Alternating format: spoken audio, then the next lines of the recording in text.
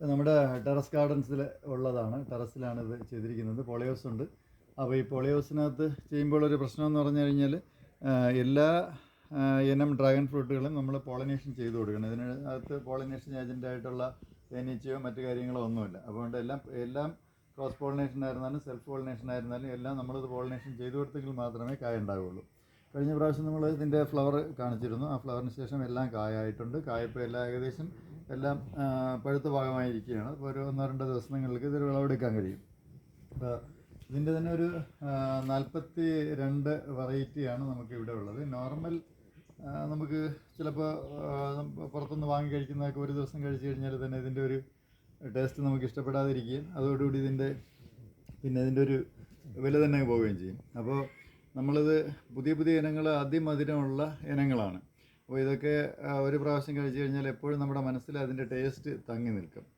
അപ്പോൾ ഇതിൻ്റെ വിവിധ ഇനങ്ങളാണ് ഇപ്പോൾ ഉള്ളത്. ഇപ്പോൾ കാഴ്ച നിൽക്കുന്നതിലൊരു 6-7 ഇനങ്ങൾ മാത്രമേ ഇപ്പോൾ ഈ പഴങ്ങളായിട്ടുള്ളൂ. അത് പലപ്പോഴും സീസൺ വ്യത്യാസമായിരിക്കും.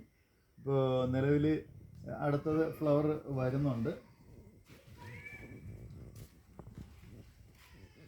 എല്ലാം പുതിയ ഫ്ലവറുകളാണ്. ഇപ്പോൾ ഒരു നല്ലതുപോലെ കായ്ഫലം എന്ന് പറഞ്ഞാൽ നല്ല ഒരു ഇതിൽ തന്നെ ഒരേ എണ്ണത്തിൽ തന്നെ കായുണ്ടാവും. അതുപോലെ പുതിയ വെറൈറ്റീസ് അതിൻ്റെ റെഡ് ഫ്ലവർ വരുന്ന ബ്രൗണി, അതുപോലെ അസുന്ത 5 അതുപോലെയുള്ളതെല്ലാം കളർ തന്നെ അതിൻ്റെ ഫ്ലവറിൻ്റെ തന്നെ കളറ് റെഡ് കളറാണ്. ഏറ്റവും പുതിയ ഇനങ്ങൾ അപ്പുറത്തുണ്ട്. അതൊന്നും ഫ്ലവർ ആയിട്ടില്ല.